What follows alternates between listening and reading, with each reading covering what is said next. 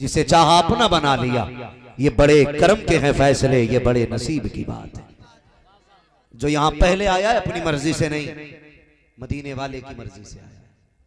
इसलिए कि महबूब की महफिल को महबूब सजाते हैं, आते हैं वही जिनको सरकार बुलाते हैं।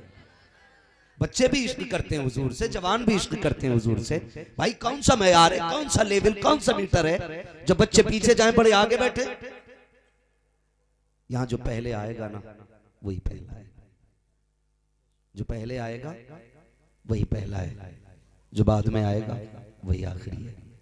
ख्याल करें हुजूर की महफिल है तो जिसको जितना नबी से इश्क है ना उतनी आवाज से दुरूद पाक पढ़ लीजिए। अल्लाहुम्मा सल्ली अला सय्यदिना व शफीइना व नबीना व मौलाना मुहम्मद मादिनिल जूदी वल करम व आलिहि व अस्हाबिहि व बारिक व सल्लिम सलातु व सलामन अलैका या रसूल अल्लाह सल्लल्लाहु तआला अलैहि वसल्लम।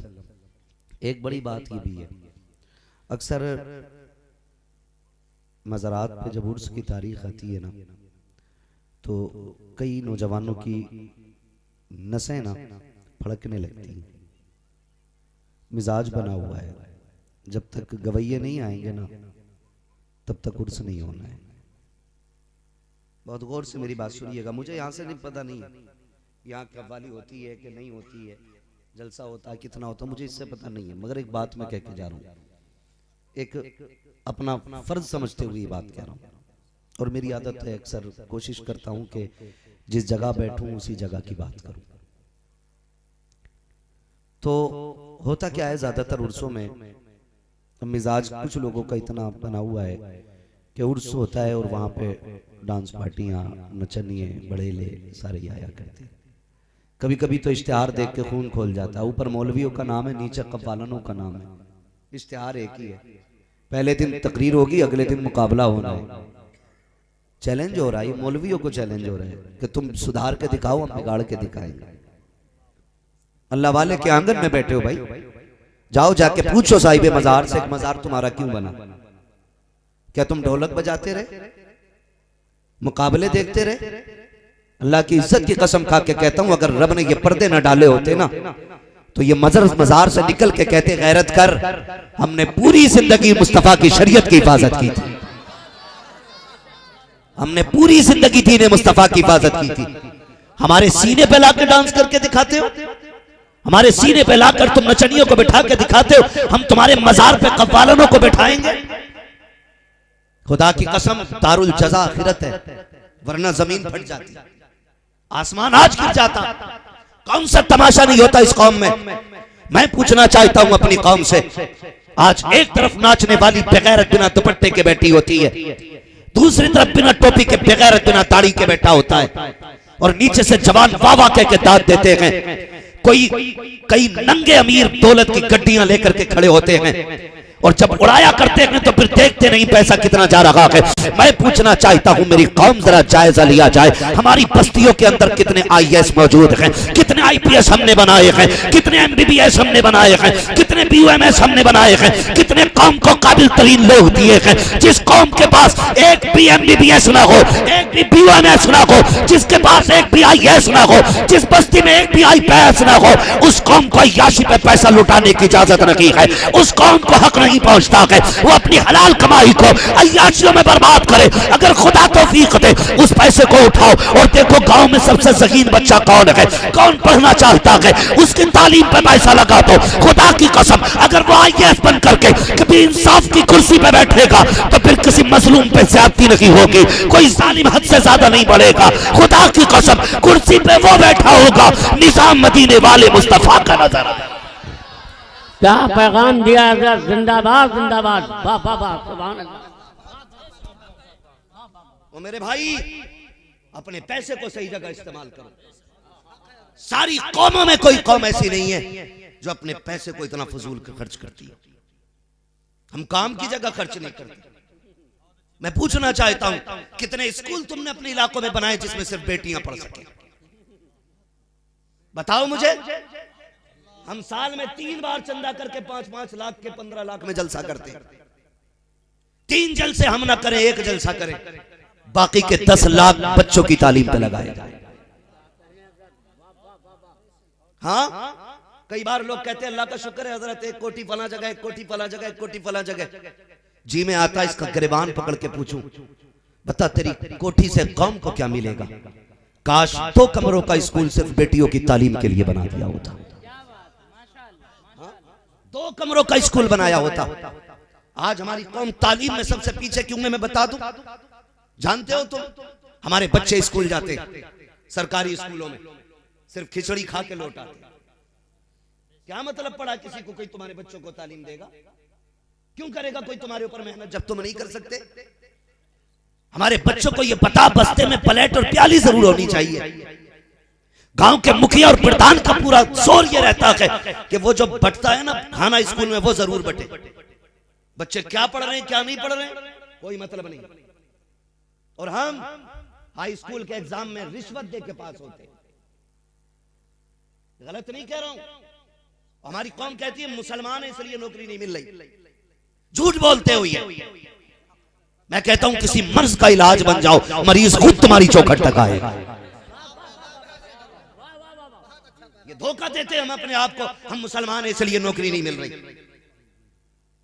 मीटर लेके चेक न करना अगर मैं नाम बोलूं किसी का, जाने मुसलमान के नाम पे ही गए वो अबुल कलाम आजाद कौन है बताइए भाई। ऐसे कितने नाम बता सकता हूं। आप कुछ बनो तो सही। वो कौन जो हाई स्कूल में रिश्वत दे के नकल करके पास हो, तुम्हें क्या लगता है नकल करके पास हो जाओगे तो नौकरी मिल जाएगी? नहीं प्यारे, उससे पहले इंटरव्यू भी होता है, टेस्ट भी होता है। इंटरव्यू में चीटिंग कैसे कर सकते हो? इंटरव्यू में किसको पैसा दे के तुम पास होगे? जब वहां निकाले जाते हो कहते हो नाम पूछ के निकाल दिया गया। झूठ बोलते हो। तुम अगर काबिल बन जाओगे तुम्हारी कुर्सी पे कोई नहीं बैठेगा। तुम अगर लायक बन जाओगे तुम्हारी जगह कोई नहीं ले सकता। दावे के साथ कहता हूं जब जरूरत पड़ती है तो धर्म नहीं देखा जाता है, जात नहीं देखी जाती है, बरादरी नहीं देखी जाती है। अगर आप कहो तो कैसे? तो मैं आपको बता दूं, अभी कुछ दिन पहले कोरोना काल गुजरा है, जब सारी दुकानें बंद होती थी तो बीड़ी पीने वाले लोग, तंबाकू लेने वाले लोग इतना बेकरार रहते थे कहां मिलेगा कैसे मिलेगा। अगर कोई दुकान आधी खुल जाती तो फिर कोई ये नहीं देखता था कि ये किस जात वाले की दुकान है, किस बरादरी वाले की दुकान है, ये कलमा पढ़ता है कि नहीं, ये बरेलवी है कि नहीं, ये सुन्नी है कि नहीं। और न वहाबी ये देखता था ये बरेलवी है कि वहाबी है। जिसकी जब जरूरत जहां से पूरी होती थी वहां दौड़ के जाता था, हाथ डाल के सामान लेके आता था। मैं कहना ये चाहता हूं जब जरूरत पड़ती है तो फिर साथ नहीं देखी जाती है, बरादरी नहीं देखी जाती है। खुदा की कसम तालीम हासिल करो, जहां तुम्हारा हक होगा खुदा तुम्हें वही मनसब अता फरमाए। कब तक झूठ बोलोगे अपने आप से कि हमें नाम देख के हटा दिया गया? हो सकता है भाई 1-2% की बात नहीं करता, लेकिन काबिलियत अपनी जगह ले लेती है। काबिलियत अपनी जगह ले लेती है। हमारी कौम के अक्सर डॉक्टर देखो कह रहे हैं मुसलमान है, हमारे छापे पड़ने मेडिकलों पे। छापे इसलिए नहीं कि मुसलमान है, छापा इसलिए पड़ रहा है क्योंकि तेरे कागजात मुकम्मल नहीं। हम भी रोड पे चलते हैं, आप भी रोड पे चलते हैं। 10 बार हमारी कोई गाड़ी रोके, 50 बार रोके। जब कागज पूरे होंगे तो क्या करोगे? चाह के भी कुछ नहीं कर पाओगे। और अगर कागज पूरे नहीं है तो तुम कुछ भी हो। फिर कानूनी तौर पे आप जद में आओगे, ये सच्ची बात है।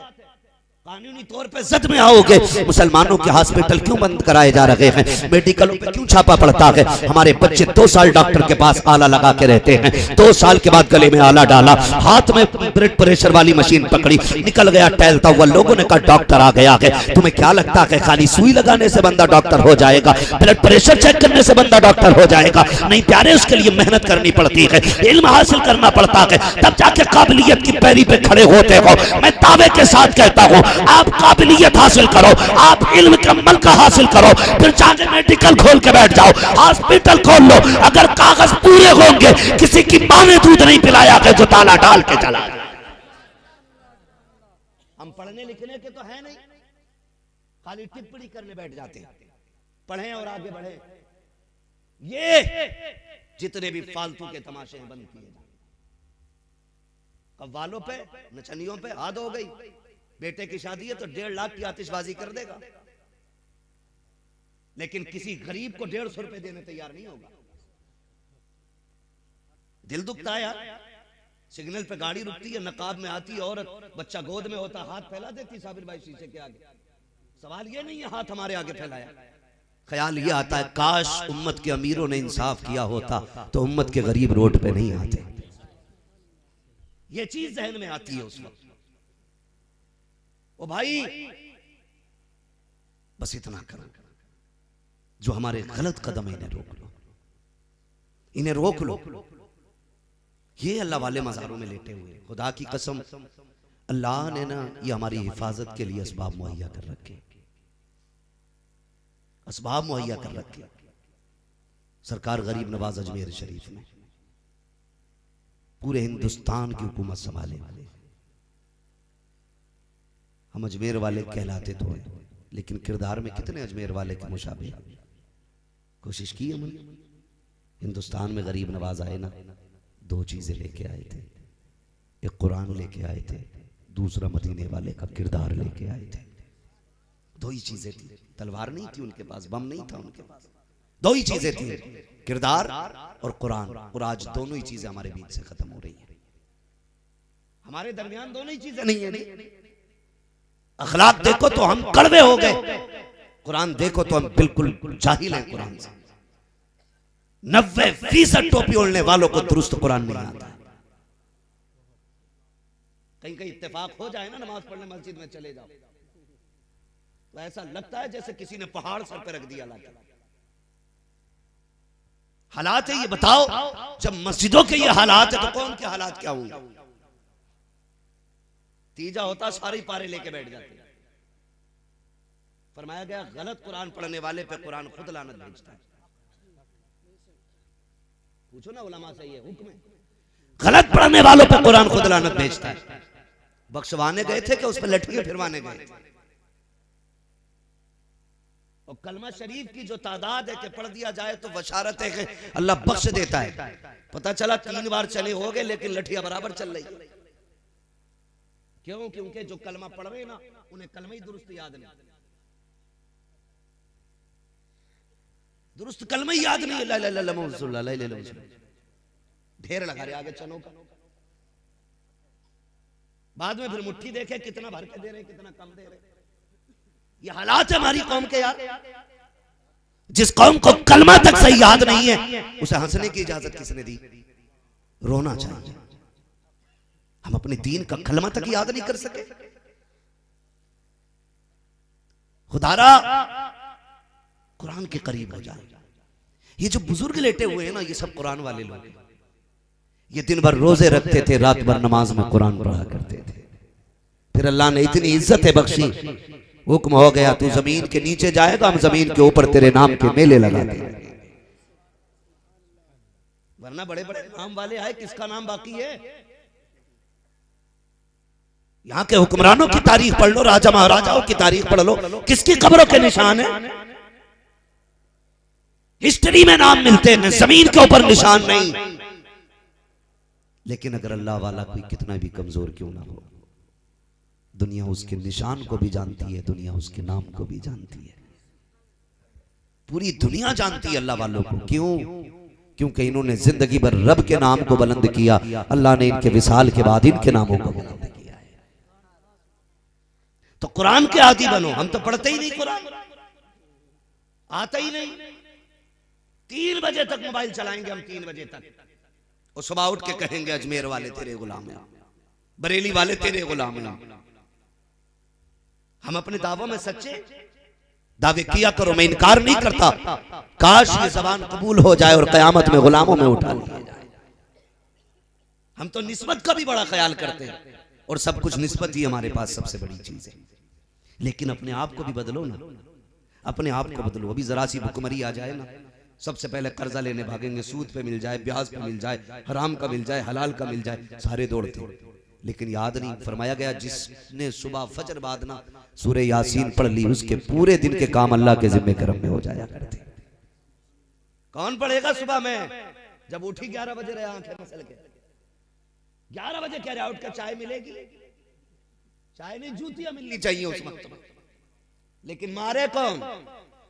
अब्बा कौन सा ज्यादा जल्दी उठा, वो भी 10 बजे उठा सो के। भाई ये 10 बजे क्यों उठा? क्योंकि अब्बा ने 12 बजे तक मोबाइल चलाया था, बेटे ने 3 बजे तक चलाया। जब बाप 12 बजे तक मोबाइल चलाएगा तो बेटा 3 बजे तक नहीं चलाएगा। बोलो।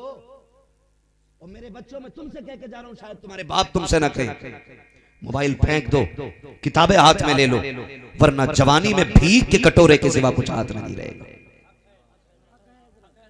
मेरी बात याद रखना छोटे बच्चों, अगर जिंदगी बेहतर करना चाहते हो हाथ ना लगाना। आज किताबें उठा लो, कल पूरा कंप्यूटर तुम्हारे कदमों पे पड़ा नजर आए। पढ़ो, आगे बढ़ो। अगर तुम्हारा बाप भी पढ़ने से रोके तो पढ़ो। ये मत कहना बाप का नाफरमान बना रहे। बाप को भी समझाओ हमें कुछ हासिल करना है। और बापों से मेरी हाथ जोड़ के गुजारिश है, 100-200 के लिए बच्चों की जिंदगी के साथ खिलवाड़ न करें। अगर ये 200 रुपए के शाम तक आलू बीन लाएंगे तो वो 5 मिनट में खत्म हो सकते। साल भर में आपके बच्चे ने 3000 के आलू बीन लिए खेत में से, तो ये 3000 से गुजारा नहीं होगा। लेकिन ये जिंदगी का 1 साल तो आने वाले दौर में जाकर के 3 करोड़ में भी नहीं खरीद सकता है। इसलिए अपने बच्चों की तालीम पे जोर दो। और मेरे बेटो, तुम जो रातों को मोबाइल चलाते हो ना, ये बंद करो, किताबें लेके बैठ जाया करो, पढ़ो। खुदा की कसम, तुम्हारे की बीच से फिर साइंसदान भी पैदा होंगे, इंजीनियर भी पैदा होंगे, डॉक्टर भी पैदा होंगे, बड़े बड़े मिनिस्टर भी पैदा होंगे, काबिल तरीन लोग तुम्हारे दरमियान से पैदा होंगे। लेकिन शर्त इतनी है, तुम्हें मेहनत करनी पड़ेगी। रातों को उठ के सजदे किया करो, दिन भर मेहनत किया करो। दिन भर मेहनत के बाद रात को मुसल्ले बिछा के कहा करो, मालिक मुकद्दर को रोशन करते, आने वाली जिंदगी को ताबनाक करते। वो तो ये कहता है, मेरी बारगाह में आना तेरा काम है, बुलंदी तक पहुंचा देना ये मेरा काम। नारे तकबीर, नारे रिसालत, उलमाए अहले सुन्नत, उर्से मुक़द्दस, नारे तकबीर, नारे रिसालत। वाह वाह वाह वाह। इंशाअल्लाह पढ़ोगे बच्चों, मेहनत करोगे बेटे, ये फिक्र ना करना कोई तुमसे कहेगा तब पढ़ोगे। बचपन में खेल बहुत अच्छा लगता है, जी करता है अम्मा अब्बा एक तरफ हो जाएं और हम खेलते रहे, मगर ये सब शैतान की तरफ से होता है। कभी खेल के धोखे में मत आना, पढ़ें। और गांव वालों से गुजारिश करके जाता हूं, कोई बच्चा गरीब है लेकिन ज़हीन है, पढ़ना चाहता है, पूरा गांव मिलके उसे पढ़ाओ, पूरा गांव मिलके उसे पढ़ाओ। भले ही वो किसी गरीब का बेटा होगा, लेकिन अगर वो MBBS बन गया और कुर्सी पे बैठा, आज अल्लाह माफ करे डॉक्टर नहीं डाकू हो गए, डॉक्टर नहीं डाकू हैं। और एक दौर ऐसा था कि तबीबों को मसीहा कहा जाता था, और आज भी डॉक्टरों पर कौम इतना भरोसा करती है कि बंद कमरे के अंदर अपना मरीज दे दे करके वापस आ जाती है। वो जानती है इसकी जिंदगी के साथ खिलवाड़ नहीं होगा। लेकिन तमाशे हम जानते हैं साहिब, हमें बेवकूफ न समझना, हम हुजूर के दीन के सिपाही हैं। जहां से तुम्हारी सोच खत्म होती है, वहां से इल्म वालों की सोच शुरू हुआ करती है। या रसूल अल्लाह जिंदाबाद, अल्लाह अकबर। हाँ, मैं कुछ बातें कह जाऊं, नाम नहीं लूंगा किसी हॉस्पिटल का। तबीब होना ये हमदर्दी की निशानी थी, डॉक्टर मसीहा कहा जाता था। लेकिन आज मैं डाकू कहता हूं, इल्ला माशाअल्लाह। कुछ लोगों को छोड़ देता हूं, ऐसे भी मेरी नजर में कुछ लोग हैं कि जो खुदा की कसम मुस्तफा के सच्चे उम्मती नजर आया करते हैं। डॉक्टर लेकिन हुजूर के सच्चे उम्मती नजर आते। जानते हो गरीबों के पे सितम कितना होता है। ICU में बंदा भर्ती कर लिया, किसी को मिलने नहीं दिया जाएगा, पुटलिया भर के इधर से दवा आती है और उधर खत्म। जिंदा आदमी इतना पानी नहीं पी सकता जितना किलो के हिसाब से ये मुर्ग बीमार की दवाइयां चढ़ती हैं। समझ में आने वाली बात है ये। गरीब का पटला फाड़ दिया जाता है, जब पर्चा बना के दिया जाता है। टाइम बन गए डॉक्टरों के, इस टाइम से इस टाइम तक बाकी नहीं।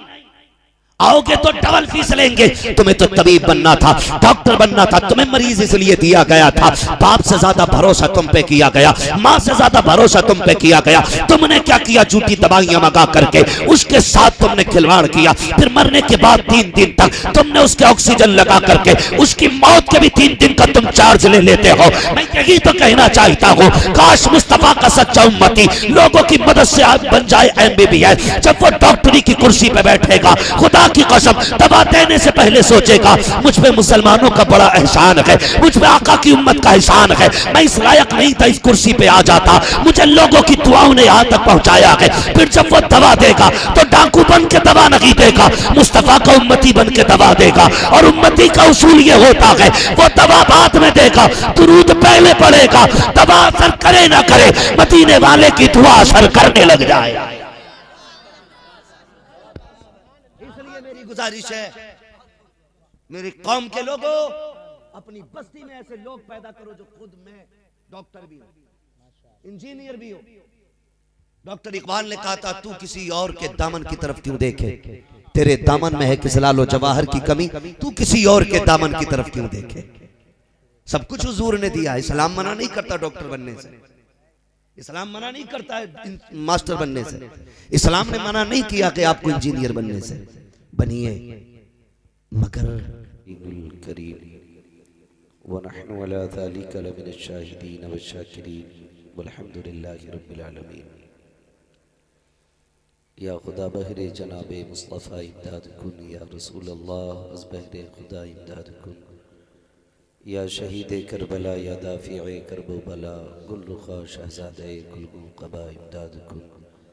गौसे आज़म बमने बेसरो सामा मददे, क़िबला दी मददे काबे ईमा मददे, बगिरदाबे बला उफ्ताद कश्ती, मदद कुन मदद कुन मदद कुन, या मुईनुद्दीन चिश्ती क़ादिरी यमुनारे, या गौसे आज़म भी ज़नम, दमज़ शेख अहमद रज़ा ख़ान कुतुब आलम भी ज़नम, बलगल उला बिकमालिही कशफत दुजा बिजमालिही, हसूनत जमीअ खिसालिही, सल्लु अलैहि व आलिही। करूँ तेरे नाम पे जहाँ फिदा, न बस एक जहाँ तो जहाँ फिदा, दो जहाँ से भी नहीं जी भरा, करूँ क्या करोड़ों जहाँ नहीं। जिसको अपने नबी से जितनी मोहब्बत का दावा हो, कोशिश करें उतनी आवाज़ के साथ रसूल और आले रसूल की बारगाह में दुरूद व सलाम की डालियाँ निछावर कर लें। पढ़ें बावाज़ बुलंद, अल्लाहुम्मा सल्ली अला सय्यदिना शफ़ीइना व नबीना व मौलाना मुहम्मदिन मअदिनिल जूदी वल करम व आलिही व अस्हाबिही व बारिक व सल्लिम सलातन व सलामन अलैका या रसूल अल्लाह सल्लल्लाहु तआला अलैहि वसल्लम। मुबारकबाद के मुस्तहिक़ हैं वो तमाम ही अफराद जिन्होंने उर्से मुक़द्दस की इस अज़ीम महफ़िल को सजाया, कोशिशें काविशें मेहनतें की हैं। अल्लाह रब्बुल इज़्ज़त सबकी मेहनतों को अपनी बारगाह में कबूल फरमाए और क़यामत के दिन हम सब के लिए इस महफ़िल को मौला ज़रिए निजात बनाए। ये बात बिल्कुल दुरुस्त है कि ठंड काफ़ी है और खुले मैदान में आप बैठे हुए हैं। अल्लाह इस मेहनत का अपने फ़ज़ल से सिला अता फरमाए। मिंबर रसूल पर उलमाए अहले सुन्नत का नूरानी काफ़िला जलवागर है और शुअरा खुतबा बारी बारी से अपनी ड्यूटियाँ अंजाम दे रहे हैं। एक बात मैं अक्सर कहा करता हूँ कि ये उलमा जो शुरू से आखिर तक मिंबर पे बिना किसी गर्ज के बैठे रहते हैं, इनकी बहुत बड़ी कुर्बानी होती है ये कि शुरू से आखिर तक बिना किसी लालच और बिना किसी गर्ज के बैठे रहते हैं।